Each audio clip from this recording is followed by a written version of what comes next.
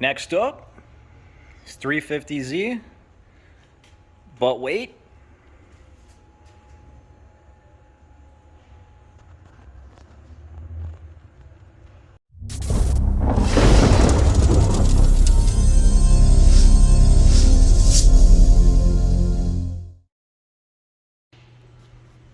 What's going on, everyone? So we got a 350Z up, but it's a 350Z with a 2JZ. So this one, we did some fuel stuff to it.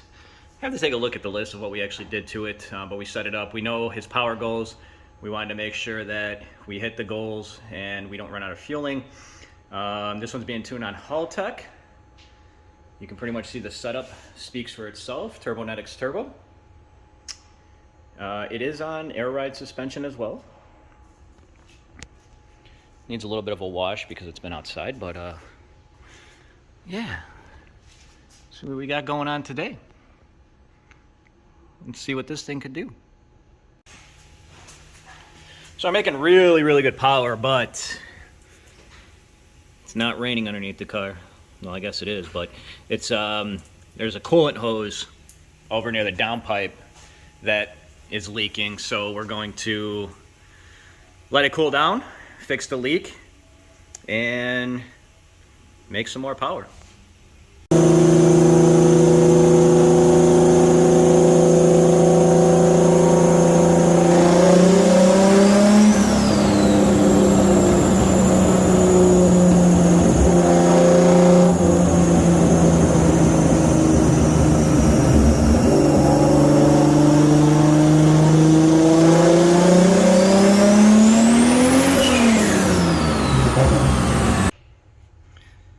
So you can see down here, it's still smoking a little bit. I let it cool down just a tad so I can actually touch and work around here. But if you look way down there, the clamp on the right is actually, it's got like a plug on it and it looks like it's just split. You can actually see the rust too. Let me see if I can zoom in here a little bit. Get the light back down there. And not melt my phone. Because it's still really warm down there and around this turbo. It's the best we're gonna get, but yeah, you can see. So we're gonna fix that leak and finish up this tune.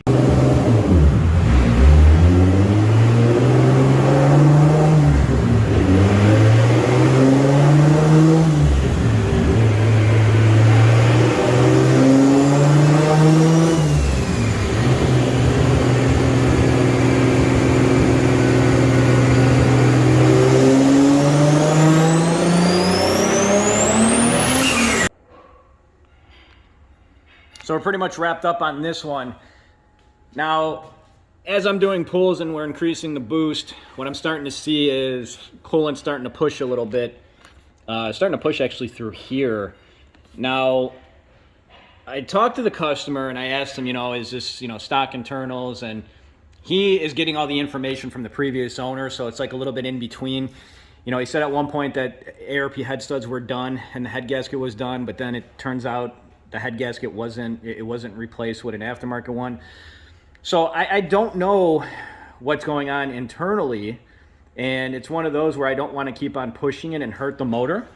And the other thing that we're facing, I asked him if he knew about the wastegate spring in here, and he said the old owner said that he had to install a manual boost controller to get it to hit 17 pounds.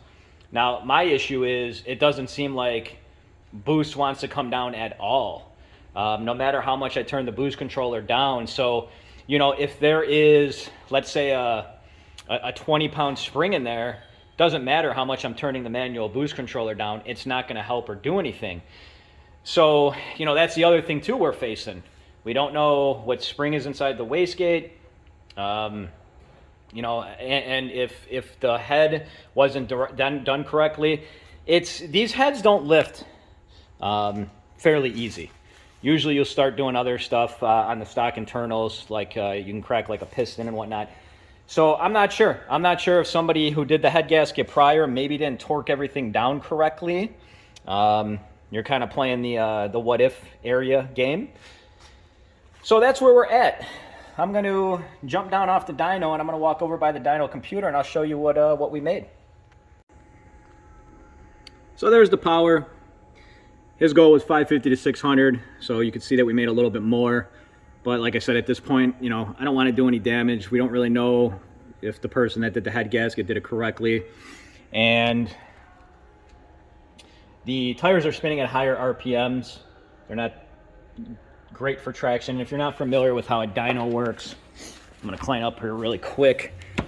The dyno will pick up the RPM from coil number 1 or spark plug number 1, and then it feeds back to the computer. So at higher RPMs, when the RPMs climb really quick, if the tires are spinning, it's going to throw off the number, so I don't want to confuse you. Besides that, the tune right now is very conservative on E85. If you're not familiar with the E85, I don't want to say it's impossible, because then I'm going to get guys that are going to message me and say, oh, you're wrong. It's very hard to have detonation on E85. So we know, right now I know more so that whatever's going on internally is probably something that was installed incorrectly. It's not the tune. And in this case, you know, could we even make more power? This thing wants to make more power, but I wanted to go home and not go home in pieces.